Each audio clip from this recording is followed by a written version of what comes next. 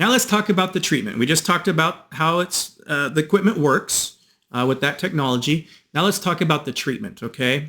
Treatment's very basic. It's very simple. It's non-invasive. It works on infants and it works on seniors and everybody in between. So it's really easy and it's fun. Actually, it's relaxing. But the treatment is all designed to relax the nervous system. So bottom line is, let's kind of go over, what allergies do to the body, and because that involves the treatment, because we got to reverse engineer it, right? So what an allergy is, it's very basic. It's your brain misfiring. It's misinterpreting something. That's all it is. I mean, it's that simple. I know we're kind of being led down this path of all these medications and vaccines and different injections and protocols, homeopathies, whatever it is. We're trying to make it sound like it's so complicated, but all it is your brain is misinterpreting. For example, if I'm around dogs and cats, I'm totally fine. Yet someone else around dogs and cats and their eyes swell shut. Doesn't mean dogs and cats are bad. It just means their brain thinks it's bad and my brain knows they're fine. So we have the nervous system's misinterpreting something going on. That's all it is. It's that simple. So if the nervous system thinks something's bad, it's actually real easy to make it think it's good again. And that's what we got to do. We got to make it think it's good again. We can reprogram it. And a lot of people are like, oh, you can't reprogram the nervous system. Really? What do we do when we learn a sport and become really good at it? You're retraining your nervous system. It's reflexes and actions and things like that. Musical instrument, right? They can play instruments and guitars and not even look. I can't do that. My nervous system's not trained for that. People with a stroke, right? They can't speak or something, or they slur their words, or they lose their vision. Well, you can actually retrain their nervous system to fix that when it's done right. So you can retrain the nervous system. So anybody tells you can't doesn't know how the nervous system works. But bottom line is, what we're going to do is, we got this box here, the one that emits the radio frequency. So let's say you're allergic to the number one food is grains and gluten. That's the number one food group. And grains has oats, wheats, barley, rice, bran. I mean, you name it, it's in there. It's like almost 200 different items in that file. So when we treat you for grains, what we're going to do, this is how the treatment works. You're going to put both hands on the box, so you're getting that exposure, because we know it's a bad allergy, and we'll talk about testing. I'm actually do a short video on how we test. But basically, your body holds the box, you hold the box, and we're going to send out signals through the box. Your brain knows those signals are something, doesn't know what it is unless we tell you what we loaded up. So it's grains in this case, grains and gluten. When we send out those signals, well, your brain doesn't like it. So I've seen people go to the hospital with severe celiac conditions if they just have a pinch of gluten. So painful that their stomachs are so intense, so crampy, so painful, they've gone to the hospital. One guy went to the hospital 3 times until he figured it out. And then, even then, he still wanted to go, but there's nothing they can do. So some people can be very sensitive to these things. Well, what we're going to do is we're going to expose you to it.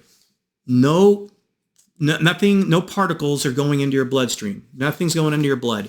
So you can't have any bad reactions. So don't worry about that, even if you're anaphylactic to something. Nothing's going in your bloodstream. So it's literally, as soon as you let go of the box, it's over and done. And because you're holding the box and there's no proteins in your blood, you're not going to have any issues.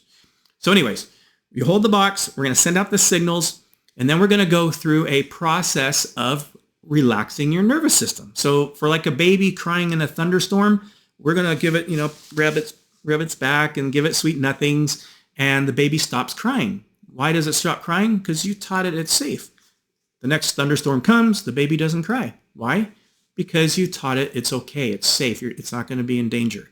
That's kind of what we have to do with these allergies and sensitivities. We got to kind of rub your back, I should say, to make your body safe, feel safe again. So as we're sending these signals, your body thinks it's holding grains.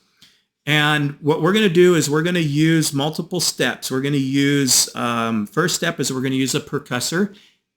Every nerve in your body goes to your spinal cord. Remember, we talked about that in the first video. So we're going to stimulate through percussion, very specific along the spinal column, to stimulate the nervous system. It feels good to you. It's relaxing. It's like a massage. But for me, it's a very strong neurological, relaxing sort of situation here to calm the body. That's one thing. Another thing is we're going to use breathing techniques. Breathing techniques are used in like Tai Chi, yoga, meditation, Lamaze, right? Designed to calm the nervous system through the vagus nerve stimulation. So we need to calm the nervous system to the frequencies coming out of greens. And then what the next step is, I'm not doing it, so it's harder to talk. I normally talk when I'm doing it. The next step is, we have you sitting on a ball for the whole treatment. A ball stimulates proprioceptors for balancing equilibrium. When you do that, your body retains information better.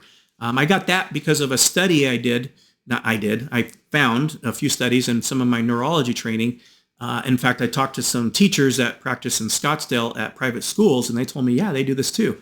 They have all their students sit on balls. The study I read said that if you just don't change any of your study habits for, whoever you are, whatever you're doing, whatever grade, college, high school, middle school, it doesn't matter.